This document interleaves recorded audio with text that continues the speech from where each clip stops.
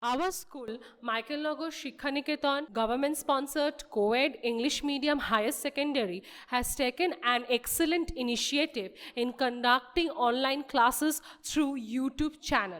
Even in this pandemic situation, our school did not step aback in providing and enhancing knowledge to the students. So, it's a request to the viewers, please like, comment and subscribe.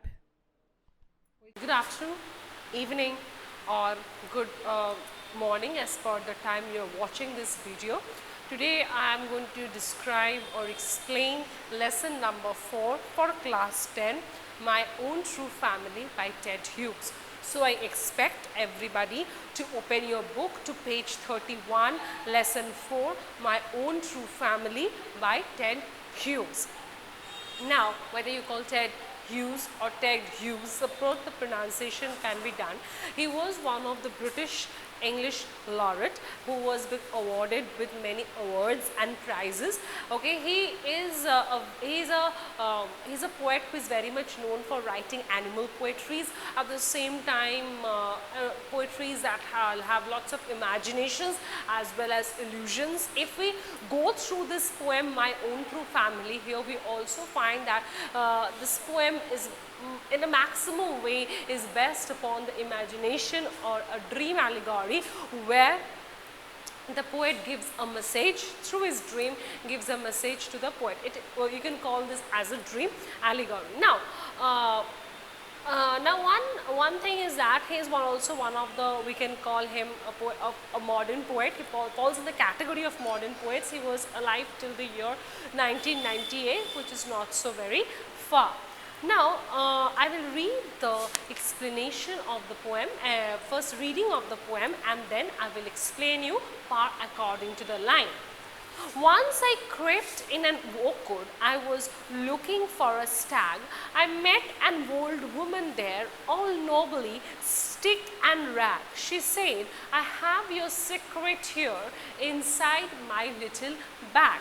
So the Ted Hughes just writes a story, write this poetry, imagining himself to be a young boy once who went into the oak wood, a forest. Woods means forest, forest dominated by oak trees, therefore it is called to be oak wood. So the poet went to the forest looking for a stag. So as he was moving through the forest, suddenly he met a woman, a very nobly, means very not so very stable, very weak, and wearing holding a stick, wearing torn, dirty clothes, therefore rag. And suddenly, you know what, if you're walking in a very deserted forest and suddenly you meet an old man or old woman who looks very weak and dirty, so won't you feel afraid or scared? So yes, the poet was also very scared, or the same way shocked to see some woman, a very old woman, standing there in just front of him.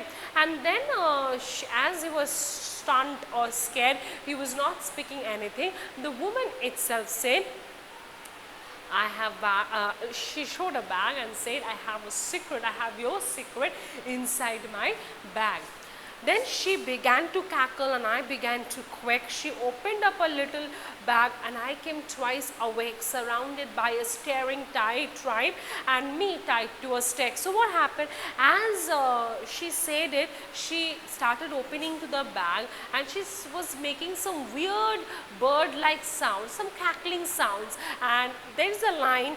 Then she began to cackle and I began to quake. Quake means the more she was making those type of sound, the more the writer was feeling more. Cackling means he began to quake means like we say earthquake. Earthquake means earth shivers, right? Shakes. So he was quaking means he was shivering or moving because he was scared to see such an appearance of the woman at the same time who is also making such sounds. Then suddenly he realized that he became unconscious, and then in his unconscious he sees a dream that he sees a group of a tribe, you know, it's a tribe, a certain section of the people with same culture, same tradition, same habits, you know, that is called to be tribe. We said these are tribal peoples. Why do we say these are tribal peoples? Because this people belongs to a particular community of same culture, same lifestyle, same clothing, same food, habits, etc. So there was a certain tribes who was looking and staring at the young poet, and he realized in his dream that he was being tied to one of the tree, and all the tribes who are actually, he realizes that they are the oak trees who comes in a life form. Trees itself has a life form, but I mean to say who comes into a human form and was staring at him. Then they said, we are the oak trees and your own true family. We are chopped down, we are torn up. You do not blink an eye unless you make a promise now. Now you are going to die. So whenever you see an oak tree failed, swear now you will plant two. Unless you swear, the black old bark will wrinkle over you and root you among the oaks where you were born but never grew. So, you know, he sees in his dream that these tribal peoples are basically the oak trees who comes in a human form and claims him to be his part of family. He says, you are my part of family, you are my family, but being my family, what are you doing? The question is among those people of that particular tribe. Why such question? Because they say, you see people around you, people of your community, people of your society goes and cut down tree, fell down the trees, but there's a line he says, and but you do not blink an eye. You do not blink an eye means you are just you're not answering them, you're not questioning them, you're not even stopping them. You're like least bothered that they are cutting down your family, they are felling down your family. So you are not blinking an eye means you're just not bothered about it. Your community, your society is giving us that pain. Your society is chopping us down day after day. But those tribal peoples, or you can say the oak family, say, but this time if you do not promise us that if you find one tree is cut, you are going to plant two trees. So for one tree, two trees needs to be planted. If you do not promise this to us, then we are going to wrinkle you and make you go die into the very soil where we are being chopped down. Then he says, this was my dream beneath the boughs, the dream that altered me. When I came out of to the oak wood, back to the human company. My walk was the walk of a human child, but my heart was a tree. So after seeing this dream, after in the dream where he was being made to swear that he is going to plant two trees for every one tree being chopped down, after that when it gave back the promise to the oak family, it came back from the dream, and as it came back from the dream, it walked as a human child back to the human community, but his heart and mind was dedicated to the trees. His heart and mind was just become a tree, and therefore the poet says, it's my own true family.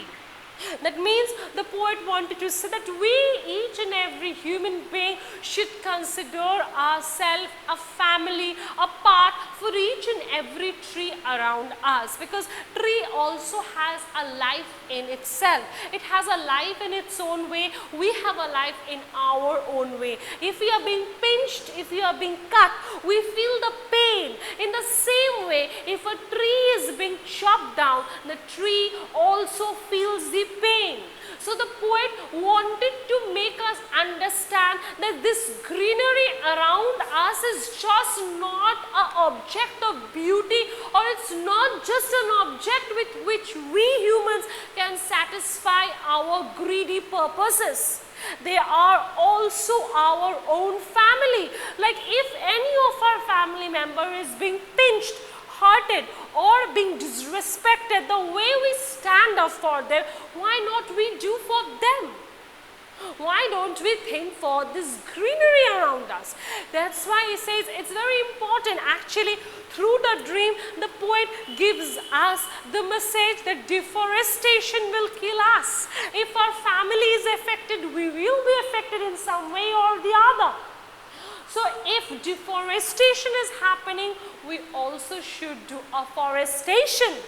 That means it's true, it's an ecosystem where we, each and every one, is like a chain interlinked to each other. We use tree for very important purposes in our life, it's true, but at the same time, are we taking the initiative to make it grow?